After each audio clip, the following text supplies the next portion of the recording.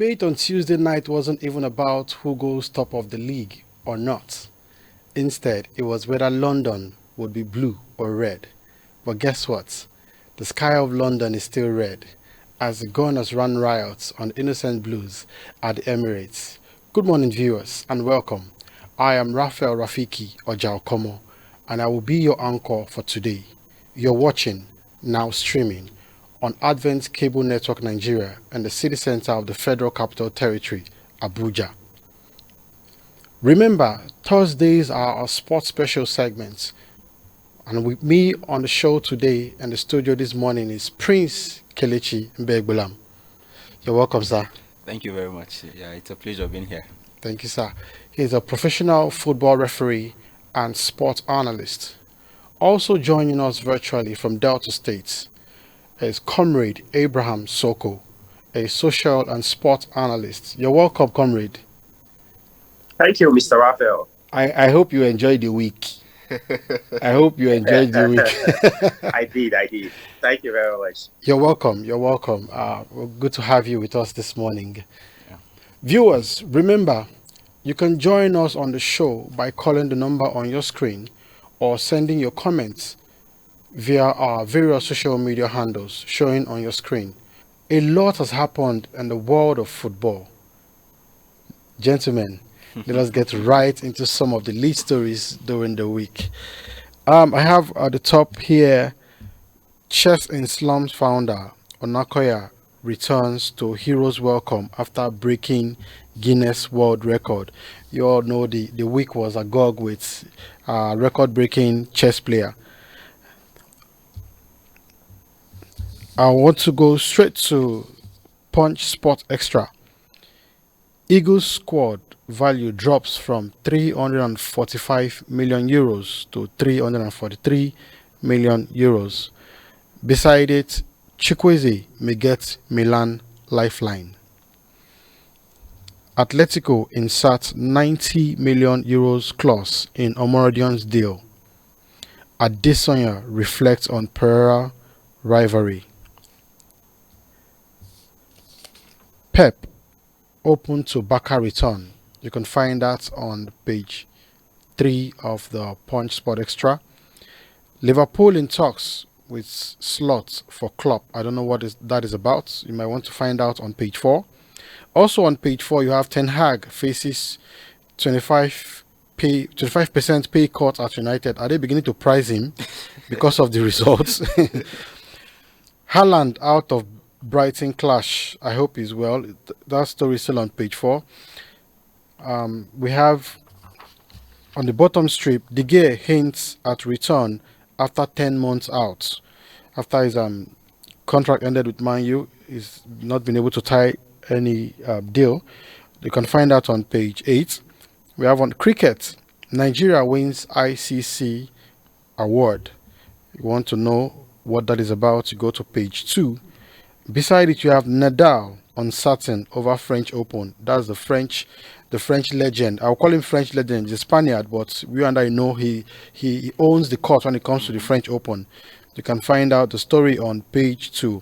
And beside top right of the lead story, you have Rangers not in MPFL title race. Ilechukwu. You can find that story on page 7.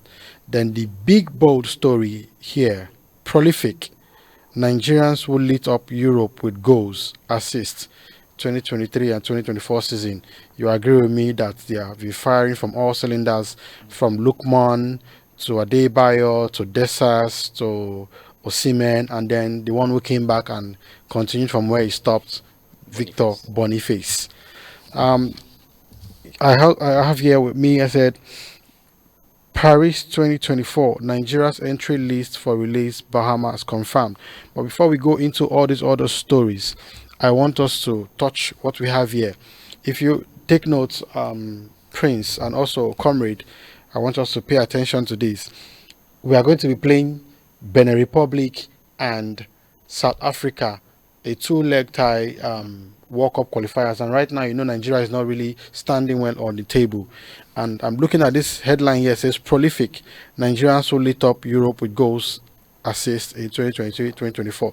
Do you think this form would be translated into these games. And if we're looking at these players, who and who will you put your money on come June for these two games? I'll start with you, Prince Kelechi. Okay, once again, thank you. Now, looking at this, we really have players that are really putting Europe on fire. But now the main question, the million-dollar question is, who is our head coach? Oh, we should start from there. Who is our head coach? Because it's only the head coach that is going to invite these players. In as much as sometimes the NFF get to, try to pinpoint 1 or 2 players to be invited. Now, let's assume we already have a head coach that knows these players. You see the way Victor Boniface returned from injury and is firing for Mosinda. Ademola Lookman is doing the same. Osimhen, Nigeria have, if not the best, one of the best top strikers in Europe, to be honest. From all cylinders we get to fire week in, week out. But the million-dollar question I'm still going back to is, who is our head coach? Because today you see a news they are going to appoint Amonike. The next one you see they're going to appoint a Frenchman. You see, so who is our head coach now? And these matches are fast drawing closer. So if we don't get to fix our house, I'm sorry, we might not be able to fire. So I'll just stop there for now. Okay, Comrade Soko, I come to you because Prince is asking me questions I cannot answer. I come to you. I was busy listing out the strikers that were going to do this job. Then I remembered that we don't have a coach yet. What do you what's your take on this? Okay, I think our football association needs to do better. They need to put the house in order, because it is shameful that I think up to 2 months, 3 months, this guy, our head coach, retired, and we have not been able to put our house together. Right now, the form of our strikers in Europe is secondary right now, because if you don't have a head coach to insert his ideology, to insert his footprint on the team, how are we going to make progress as a country in terms of football? So we really need to put our house together. That's not to say that our strikers are not doing well. They are doing very well. I'm so glad that Victor Boniface of Bayer Leverkusen came, and he did very, very well after returning from injury. So is Victor Osimhen, and so is Desias. So we have a very good team. We have a very strong attacking force. But we really need to, our NFF, we really need to put the house together so that we can progress as a footballing nation. Yeah, thank you very much. Thank you very much. That was a good one. I'm looking at Eaglets held in pre-WAFO friendly. I know we know about the Golden Eaglets preparing for a qualifier tournament, because they're going to play in WAFO tournament, and then whoever comes out tops qualifies for the tournament proper. And they've been held. Apparently, they've had like three friendly games. This is their 3rd game, and they have been held by a club side, I think. So I stand to be corrected. Yeah.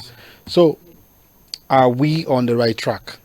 Because they have a coach. Yeah. Manu Garba has been given the duty to do the job, and Manu Garba was assistant coach to Yemitela when they won the World Cup some years back with Ajiboy and co.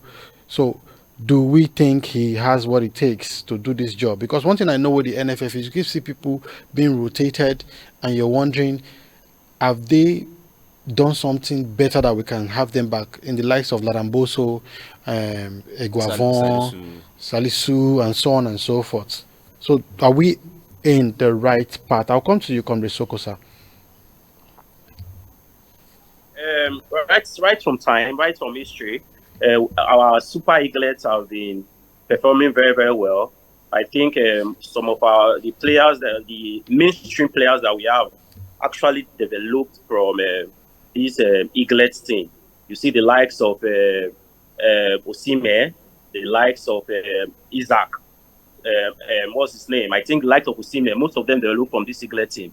So I think you cannot really judge from qualifiers. I know it is in preparation of this WAFO tournament coming up.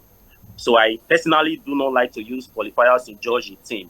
But I would like to say that the NFF still has to put his house together, because most times they don't actually tend to give their all in terms of support to these our teams. And when these teams don't get the support that is required, they cannot perform the way they should perform.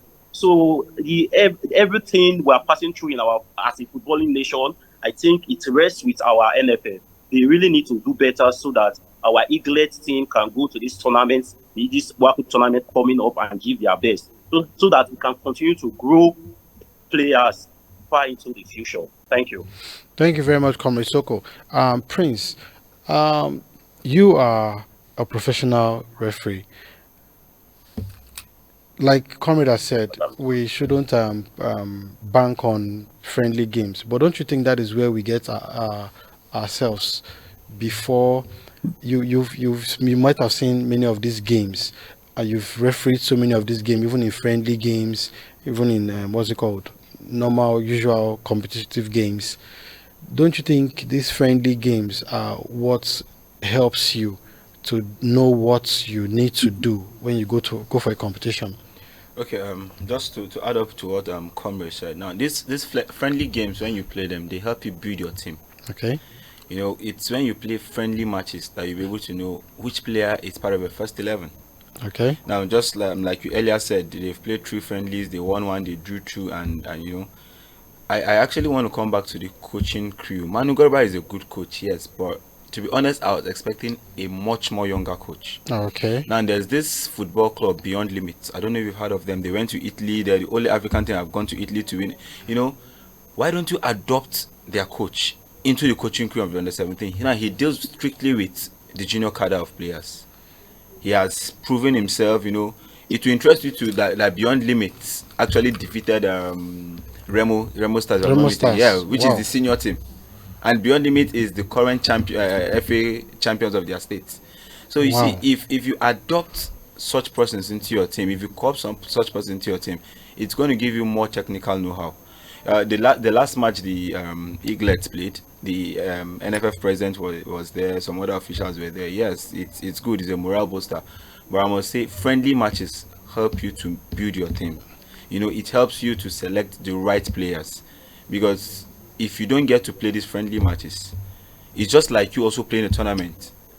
You know, if you start to say, okay, it is just a friendly match, it matters. It actually counts, because if you keep telling your players it's a friendly match, don't worry, we can lose. They also take that mentality of we can lose to a tournament. But we tell them it's a match, not even a friendly match. It's a do or die affair. We need to win this. You know, they have that technical know-how. They have that mentality of when we go for any match, it's a match. I remember back then, while I was coming up, my coach back then told me, say, even if he's a toddler that's in the pitch, as long as he has his boots on him, Treat that person like an adult. I'm telling you, you don't have to, say, he's a child. Like, no. Treat him like an adult. Play.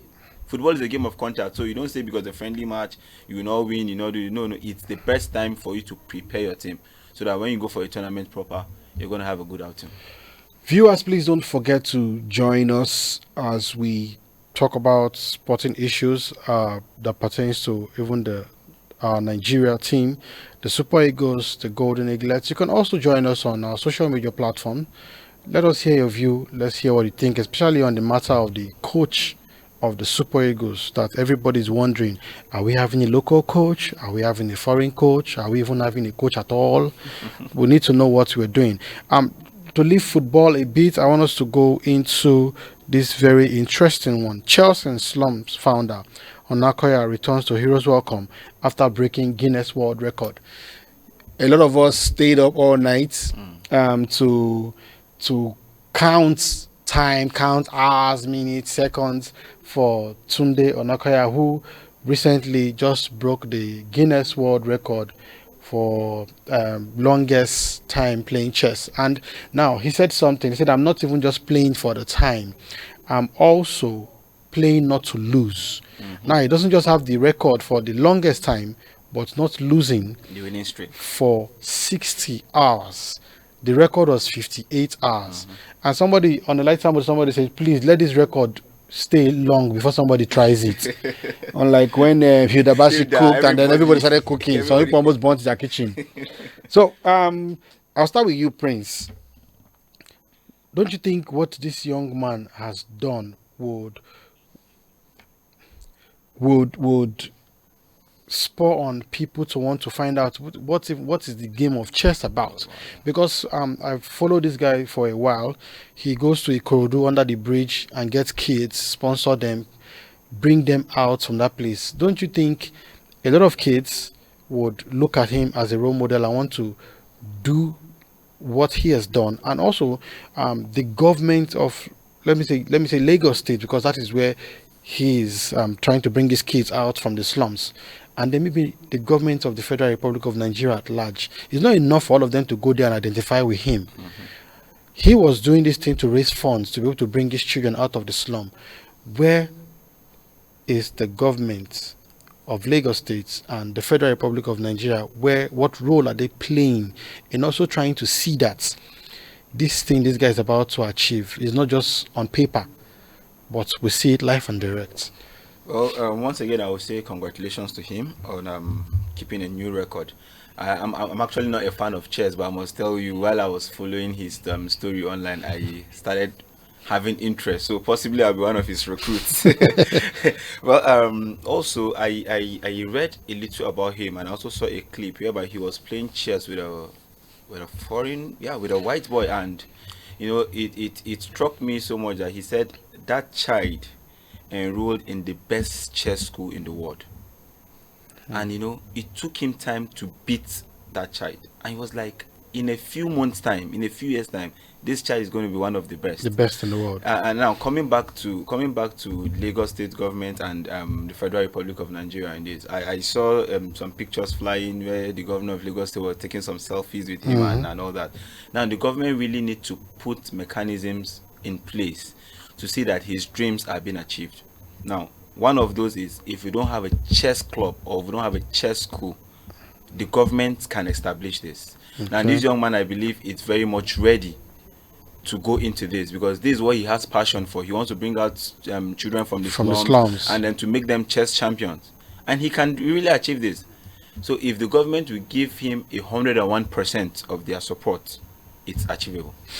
One of our viewers sent a very, very funny message while Prince was talking. He said, why why Tunde Onakaya was busy trying to break a record, people here were sharing rice as palliatives. I don't even know what to say to that. And like you rightfully said, Prince, it's not enough to go there, take selfies with him, and so on and so forth. This is somebody trying to do something remarkable. And I want to put this out there. Nigerians are known for great things. Sure. Nigerians are known for great things. It's not enough. Now, I would appreciate it if the big media houses in the world would churn out this news for everybody to see that we are not only known for whatever it is that they paint us to be, we are also known for great things. And Tunde Onakoya, he's not the only Nigerian who is doing great things out there, and I want to congratulate him once again for these great feats. Here I have, love of money took me to Saudi, says Igalo. The love of money, I know we say the love of money is the root of all evil, but this time around, it is what has taken our former Super Eagles player. I can say that. So it means, what is it trying to say? Comrade Soko, please touch this one for us, please. Say the love of money is what took him to Saudi Arabia. Comrade Soko, are you still with us? This is not surprising, because we all knew that these players going to Saudi, they are not going there because of the love of football. We already had that in the back of our minds, that it's probably the money, the contract that is being offered by the Saudis. That's what is taking these players to Saudi Arabia. And this phenomenon did not really start today. It was China before, during the likes of Oscar when he was at Chelsea. He went to Shanghai in China, and when he was asked what precipitated this move, what motivated this move, he said that it's money. He said it came from the slum, and the contract that is being offered by the China, the Chinese club then was too good to be true. And when you come to Europe today, you see players in their prime. Normally, this migration to Saudi Arabia is for players that are at the end of their career. But right now, you see players at the beginning of their careers going to Saudi Arabia. So it's only one motivating factor. So I'm glad that So Odion Igalo we has can come out say to say that it's money. they went for their pension. Pension. But when you see players that are not that has not reached that age of that, okay, the players that are not pensioners going, what will you call that, Mr. Raphael? Oh, okay, comrade, I'm still with you. Um, can we say that Ronaldo also went there for money? Okay. I think the Ronaldo situation is peculiar because when he left Manchester United, most of the prime clubs were not willing to offer him a contract, and probably because the pay that I was asking for was too much. So it was only the Saudis that were able to meet his estimation.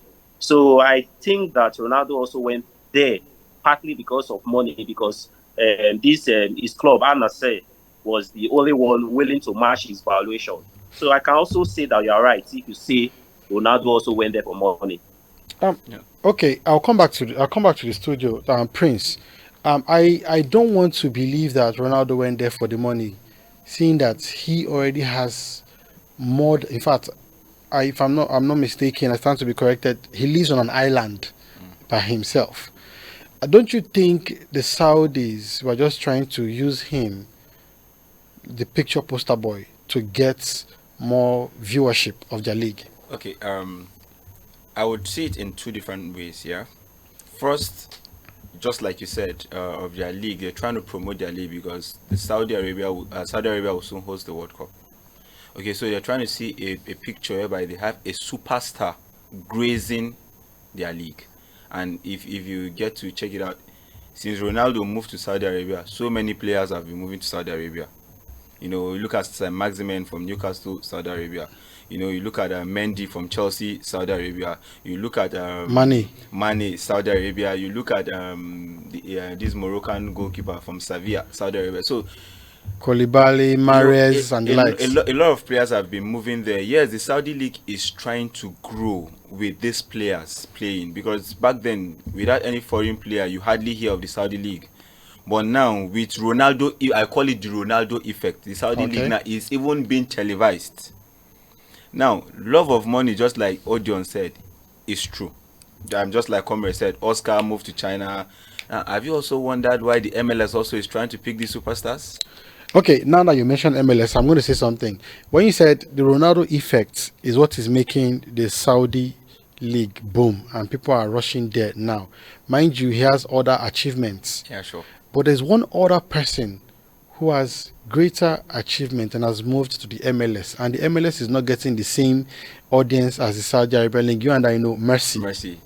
Yeah. So what do you think is being done differently that the Saudi Arabia league is getting all the hype it's getting and the MLS is almost non-existent? Okay, now this is where the money comes into play. Now, if you look at the quality of stadiums we have in Saudi and that of the US, there's difference. Now, that does not mean the MLS also don't have money, because the richest player in the MLS, it's actually an African, if I'm not mistaken. Is it Bamra from the Zambian captain also? She's one of the highest paid players, and you have to move there. Even our Dele Oshola also had to move to the MLS. Now, one thing to understand is the Saudis, what they do is they pump you the money. When I mean they pump you the money. You know, they give you juicy contracts that you don't want to reject. You know, when they give you contract, they tell you you have this, we'll give you this, we'll give you that. You know, these are contracts that are very juicy. And just like I said as well, they're trying to build up their league. Because if today CR7 gets to leave the Saudi league, you know, all these foreign players that joined gets to leave. You know, they've already gotten to a stage whereby people will still want to watch the Saudi league because of, in quotes, the Ronaldo effect.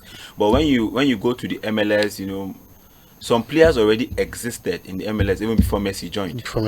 And if you get to check it out, Messi does not play week in, week out per se, compared to Ronaldo that does almost that. And you know, the Day in, day out. competitiveness, yeah, the competitiveness there, it's not that much because if you check the Messi joined MLS, Luis Suarez had to join him up there, Sergio Busquets Sergio had to join Busquets, him up there, Alba. Jordi Alba had to join him up there, and now these players are playing in a particular club. But when you go to the Saudi league, you have players playing in different Scattered clubs. all over. Now, another thing also you need to look at is Ronaldo play for Al Nassr. You have Al Hilal also that has players like Malcolm, that There's Mitrovic. Mitrovic, So the and competition Benzema. there, the competition there, it's much because. But if you check the MLS, they will tell you this week is Messi's team, next week is my. But even in the Saudi league, that competition is beginning to come up. Okay, viewers, please. We still want to, a lot of people love this Messi and Ronaldo debates. Yeah. So please, you can call us and also join us on our social media platform to reach out to us. Let us know why the Saudi Arabia is getting all the hype with Ronaldo and the MLS is not getting the same hype.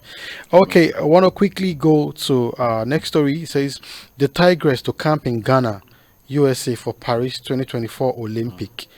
My question here will be, why Ghana? When I saw that, I began to ask myself, why Ghana? Exactly what you asked. Does that mean we don't have the right facilities to camp them here? Why moving to Ghana? I begin to wonder, is the government trying to, in quote, waste money to say you're camping them in Ghana? In Ghana. We just share border with Ghana. So why not camp them here where you have right facilities? The weather between Nigeria and Ghana is almost the same thing. So why then camping them in Ghana? Comrade Soko, these young ladies have done wonderfully well, always representing Nigeria and representing big time. We're just asking the question, why Ghana? And I want to say this to you. Is it because Ghana just finished hosting the All African Games and their facilities are still intact? Yeah, it is possible. I think that can be the main reason. The Tigers wanting to make use of their facilities. But I think as a nation, we can do better. Our sports minister can decide to, for instance, we already have amazing stadiums. It's just about building the attached basketball courts. This is not going to take a lot. It's just about budgeting and making sports a priority. So I think as a nation, we actually need to do better because the camping in preparation of the Tigress camping for this Paris 2024, they are going to camp in Ghana first. They are going to move to Paris, then eventually USA before they go to this tournament. So in all these old camping stints, there's none that is being done in Nigeria, and it's not the best. Sometimes some of these professional players, this Tigers team, most of them are not based in Nigeria. Mm-hmm. So this would have been an opportunity for them to come back home, and probably after training, they have to mingle with the culture and see their families. So it would have been a very good opportunity. So we are inviting foreign players to come to Ghana before departing for a major tournament. I think it's not good enough, Mr. Rapet. It is appalling. Thank you very much, Comrade Soko. I can feel the pain. I can hear it in your voice. I have here Nigeria's entry list for relays Bahamas confirmed. Just concluded All African Games in Ghana. We know how the Nigerian team did. As a matter of fact, we took all the medals in the relays, both the mixed singles, the relay race, the female 1 by 100, 4 by 100, 4 by 100, 4 by 400, and the men when we revenge at the 4 by 100 for the men too. What do you think about this, Prince? Do you think they can still pull the same string down there in Bahamas? Well, one thing we should know is that we are going to meet other oppositions. Of course. And this is where training comes into play. This is where having the right training facilities come into play. Now, if you have if you have the right mentality going into this, I believe we're going to pull this out. No one actually gave us a chance. Ghana always beat us, but we went to their backyard and we defeated them. So I also see us doing great there. It's all about having the right mindset, having the right attitude towards competing, and the sky is our starting point. Thank you very much. I want to believe strongly that these guys are going to pull their weight. Because if you watch them at the All African Games, you will see that they didn't just beat these people, especially the ladies where Toby Amusan and Toby Express had to join the team. As a matter of fact, she had to show both at the end of the line because they were very, very far from her. The last story here that I want us to touch is Eagles squad value drops from 345 million euros to 343 million euros. Comrade Soko, what do you think has led to that drop? The value of the Eagle squad. Various factors can be attributed to this kind of drop in valuation.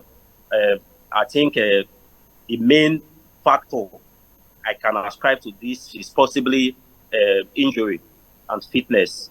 For instance, before Boniface went on a lengthy injury, a lot of clubs were lined up to actually bid for him and pick him up. But when you see a player returning from a lengthy injury, let's say 2-3 months kind of injury layoff, you see players, coaches and scouts trying to take a laid-back approach to bidding for these players. The same situation can also be said for Lookman. I think Lookman just came back from a short injury too. So this kind of injury-prone players in injury-prone situations actually reduce the valuation for football players in Europe. Thank you very much.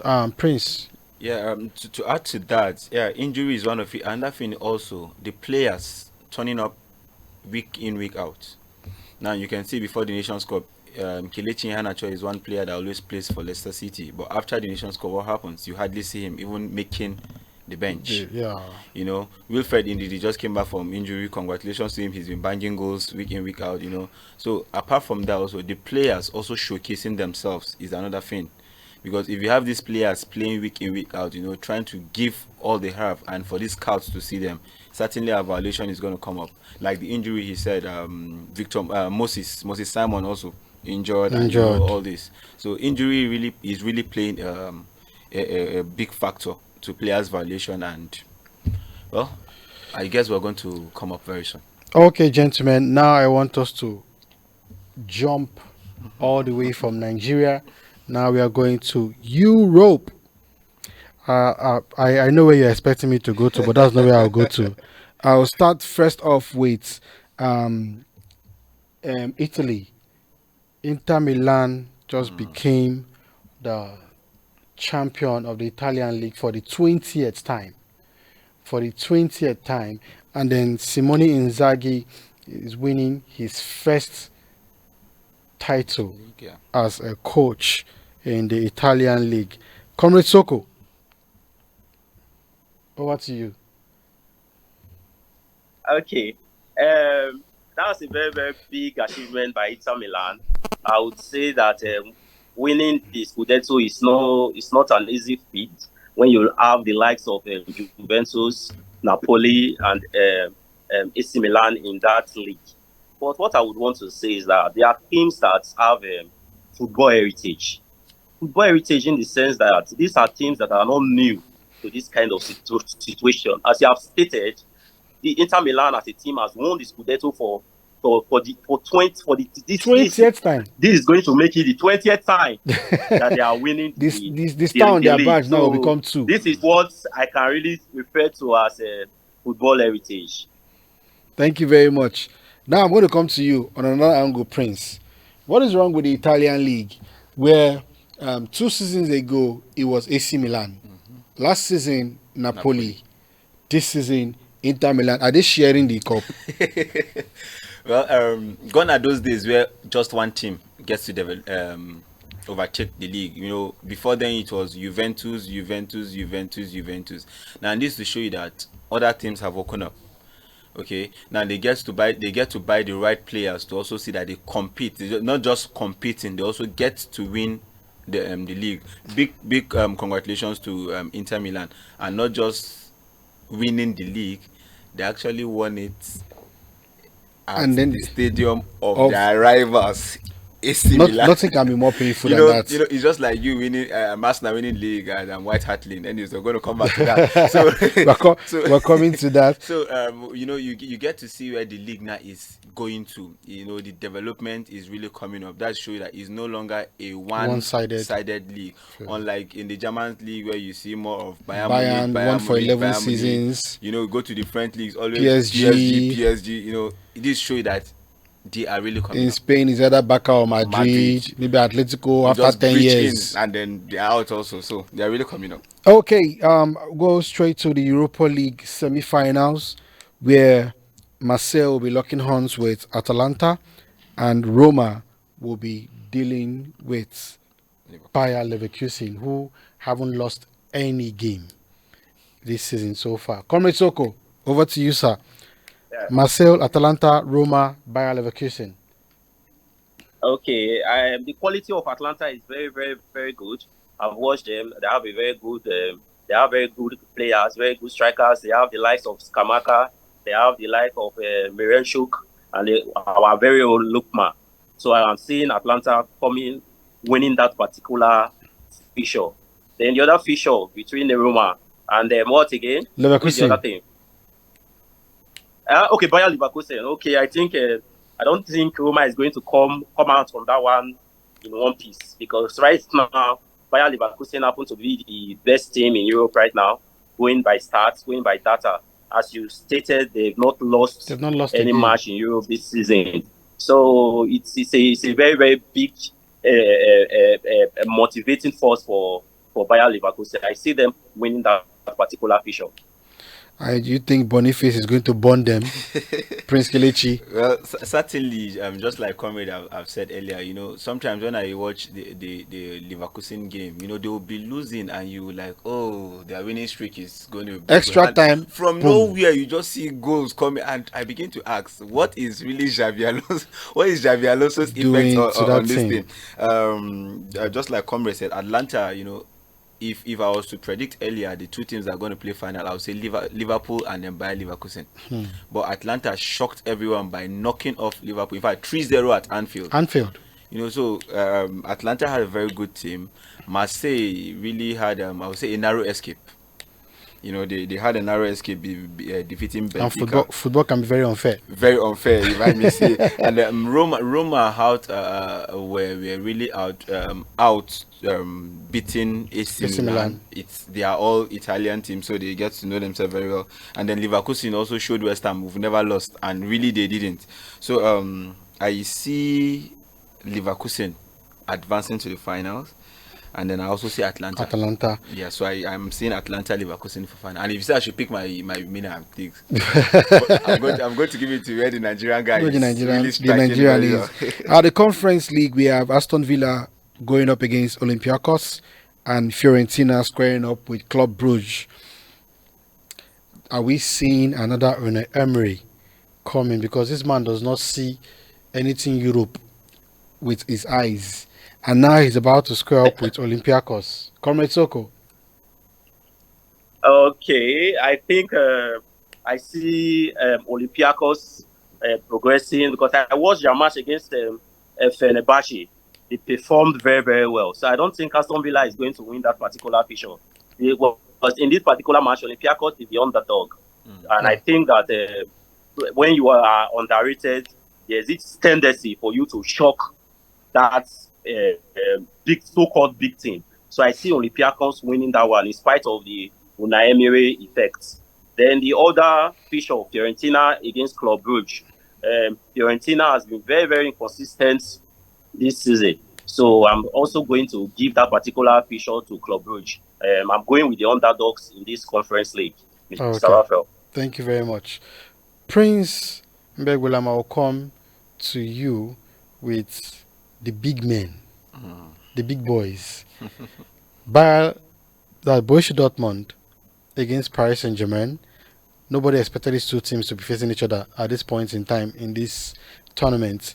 And then we have the big boys, Real Madrid, squaring up against Bayern Munich. Okay, Real Madrid it's one team that is Champions League inclined. Now, they don't get to. If I haven't lost the last one to Man City, they say this time around we're not going to lose again, and they had to knock them out. Now, if I'm to judge based on the performance of Real Madrid, Man City, and then Bayern Munich, Arsenal, I would say Real Madrid should carry the day because Arsenal were just unlucky.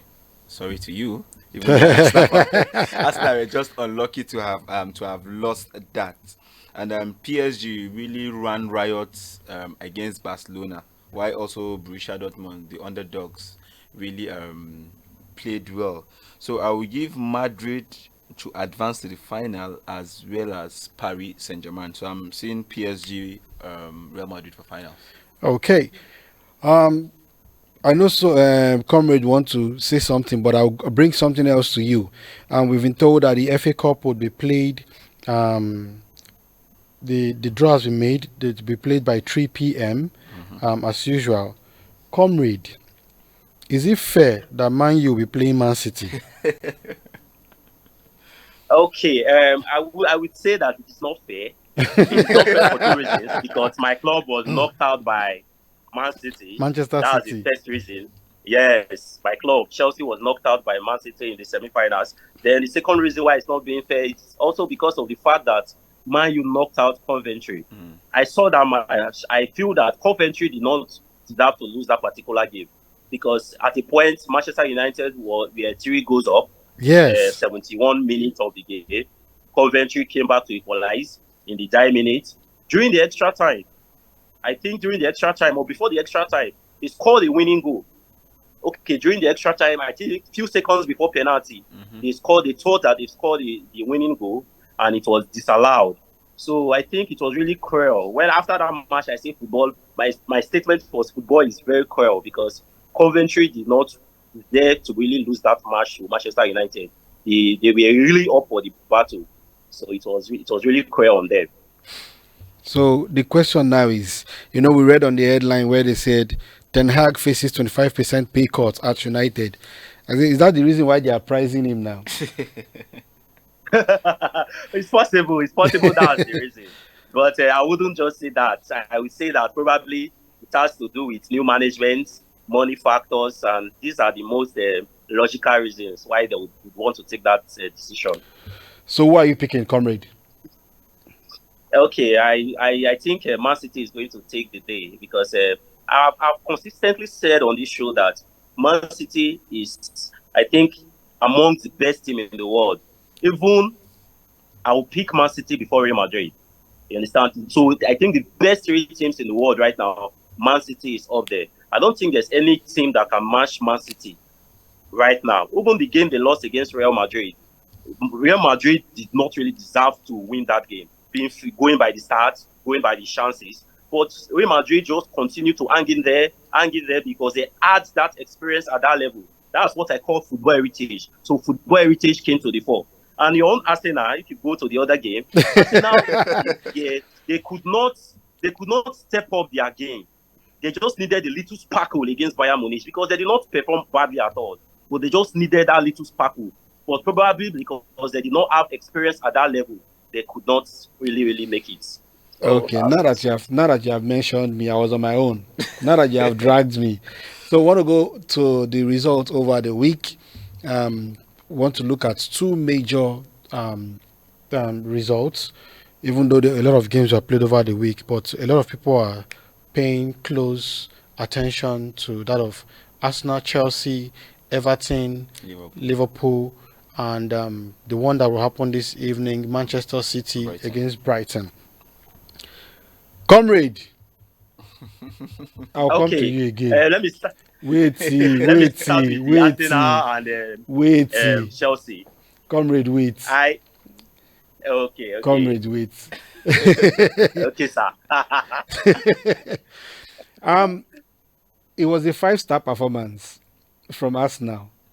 It was. That's not what I want to look at in that game. I tell people, I said, how do you build your team around, when you want to build your team, you build your team around strikers. We've seen strikers who head ball and they end up hitting the goalpost with their head, with their leg. All they are interested in at that point in the goal counted. But in this case, I saw Jackson even blocking his own eyes for a ball. Is it that he's afraid of the ball? Or is it in the case of when they said when Nigeria played India and they gave us 101 that the ball was turning to 99-0. lion? Well, Nicholas Jackson, it's one good player, because if you see him playing with the Senegalese national team, he plays well. But I'm so surprised. There are some opportunities that falls to him to score, and I get to I begin to ask, is this really an amateur player? Because even amateur players will get to put their minds to this. They really get to give their everything. But I don't know what to say. Comrade Soko, I'll come back to you on that game. Then we'll quickly talk about the Liverpool-Everton game. You mentioned that the game was lost because Cole Palmer didn't play. Don't you think if that's the reason why Chelsea lost that game, teams will begin to take note of him and Possibly not get give him injured. breathing space? Okay, so I did not say that Cole Palmer is the reason. I said it is one of the factors why we lost that game. Cole Palmer and probably the lineup that Pope set up. That was one of the reasons we lost that particular game. Also, going back to the situation of Jackson, I think Nicola Jackson is totally lacking confidence right now. I would not go as far as saying that he doesn't deserve to be a professional footballer. I won't go as far as saying that, but he's actually lacking confidence right now. Apart from that Arsenal's game, apart from that header that he was scared to approach against City over the weekend during Three times he met the keeper one on he one. got about 3-4 clear chances that he couldn't convert. I think there was two. I think he had two chances that came in clear succession. First, it was 1-on-1. Then the second, Cole Palmer crossed it to him, and he couldn't still divert the header to beat the goalkeeper. So I think right now, Nicola Jackson is not the striker that Chelsea really need right now. I hope it's not the hairstyle honestly. that is causing him problem, because he's carrying blue and white at the moment. And since that time, since he got that hairstyle, things have not been going well. I think he should focus. He should focus more on his footballing, his football training and his football development more than his hairstyle. That's what I feel. Before I Players leave of you, these comrade, days- before I leave you, an anonymous message got in. It says that don't you think Chelsea should come and sign the Church of Nigeria Anglican Communion coach? Of course. I think that particular coach is going to do better, because I think during the friendly Yupo partaking last week, during the Holy Week, I think Yupo won 5-1. 5-1. So I think that coach must be doing something right. So right now, I think that Pochettino really did not have the mentality to steer Chelsea to the right direction right now. I was in support of Pochettino, but right now I don't think that he has the mentality of a winning coach. Honestly, Mr. Raphael. As well. Prince, I bring this to you, Liverpool-Everton. What happened? Well, Klopp was copped. That is just what I'm going to say. Because this is a Merseyside derby, and the last time Liverpool won Everton, that was 2010 with Mikel Arteta and I think Tim Cahill, the two goal scorers then. That was this is something that Everton have long been waiting for. And I actually watched that match. I must be honest with you, I saw an Everton team that told themselves we are not ready to lose. I saw a team that said we want to escape relegation. And they've been deducted of some points. Yeah, about some points. They are trying to see how they are going to appeal that and trying to cover up. I saw a Calvin Lewin that said, I'm going to give everything. I was so shocked seeing Pickford doing some saves, and I was like, "Is this really Jordan Pickford?" Pickford as the king of error. I was just seeing. I was seeing David Nunes trying to trap some balls, Mo Salah ballooning some balls, and I began to ask myself, "They are putting on the garment of Jackson, the Jackson garment." So no, but I must be honest. Everton really played well, and kudos to them. And I also want to say the Arsenal fans all Arsenal fans were supporting Everton, inclusive yourself. And just like I said, kudos to them. They really played well. Okay. Who at the end of the tenure would win the league? Okay, so I'm saying the EPL at one league where if we don't take time, goals are going to count. I'm just saying that because Man City have two outstandings. They're playing one today against Brighton, and Brighton is one stubborn club that you don't want to play now. In as much as Man City, Eddie Haaland is out, but we have the danger man Phil Foden, you have Kevin De Bruyne and the rest of them. Rodri. And Man City is actually playing away. Based on the stats, based on the current form, I'm tempted to say Arsenal. Hot seat. I'm really tempted to say Arsenal because if they had not lost against Aston Villa, they would have gotten more edge. You know, but Yeah. Liverpool having lost to Everton, and possibly in quotes, if Man City gets to lose to Brighton today, then Arsenal have the edge. Comrade Soko, put your money where your mouth is. Yeah. I've always said consistently that Man City is going to win the league. I'm very confident of this.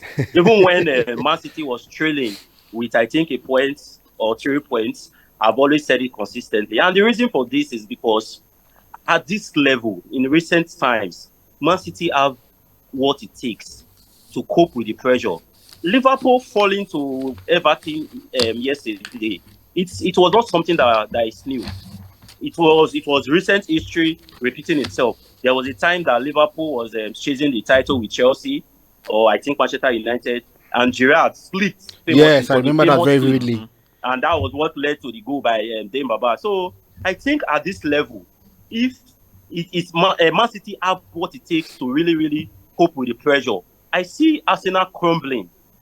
I see Arsenal crumbling because it has to do with the pressure of the moment.